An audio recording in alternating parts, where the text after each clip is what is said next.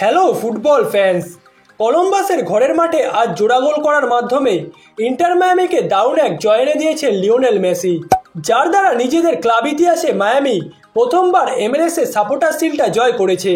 Messi Europe ছেড়ে যুক্তরাষ্ট্রে আসার আগে MLS এর সবথেকে দুর্বল ক্লাব ছিল ইন্টার মায়ামি, যারা কিনা প্রতি সিজনটা পয়েন্ট টেবিলের নিচের সারিতে থেকে শেষ করত।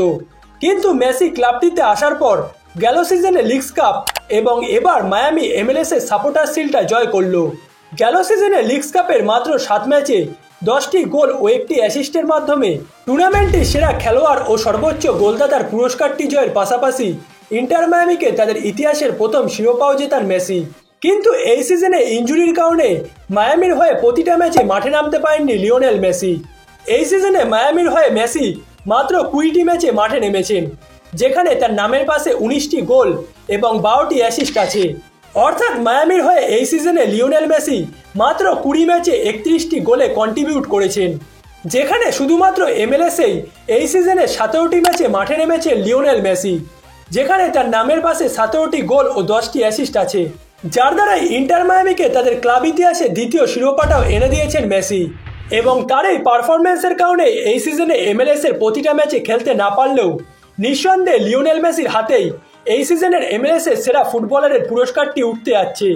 সর্বশেষ ভিডিওতে আমি বলেছিলাম আজ কলম্বাসের এগেনস্টে জোড়া গোল করার মাধ্যমে গঞ্জালো হিগুয়েইনের মায়ামির হয়ে করা 29টি গোলের রেকর্ডটি স্পর্শ করেছেন লিওনেল মেসি। ওটা আমি ভুল বলেছি। আজকের ম্যাচটিতে জোড়া গোল করার মাধ্যমে লিওনেল মেসির ইন্টার মায়ামির জার্সিতে 30টি গোল হয়ে গেছে।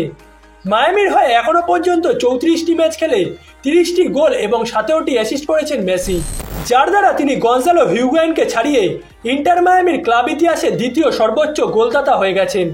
তার সামনে মাত্র একটি গোল বেশি নিয়ে অর্থাৎ 31টি গোলের সাথে লিওনার্দো কাম্পানা আছেন, যাকেও আশা করি মেসি খুব দ্রুতই পেছনে ফেলে ইতিহাসের প্রথম কোনো ফুটবলার হিসেবে দুটি ভিন্ন ক্লাবের সর্বকালের সর্বোচ্চ গোলদাতা হয়ে যাবেন।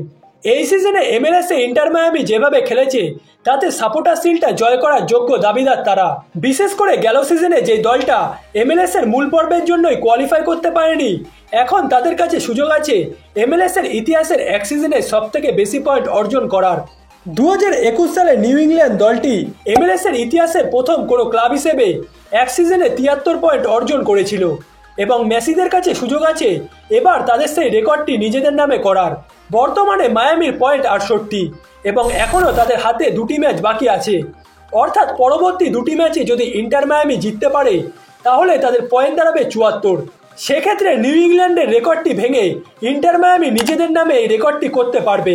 যদিও কাজটা মায়ামির জন্য খুবই কঠিন, কিন্তু মেসি বর্তমানে যে ফর্মে আছে তাতে কাজটা অসম্ভব কিছু নয়।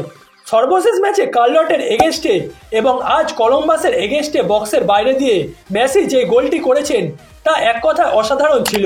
আজ মায়ামিকে লিগ শিল্ড জেতানোর মাধ্যমে নিজের ঐতিহাসিক ক্যারিয়ারের ট্রফি ক্যাবিনেটে রেকর্ড 46তম শিরোপাটা যোগ করেছেন লিওনেল মেসি।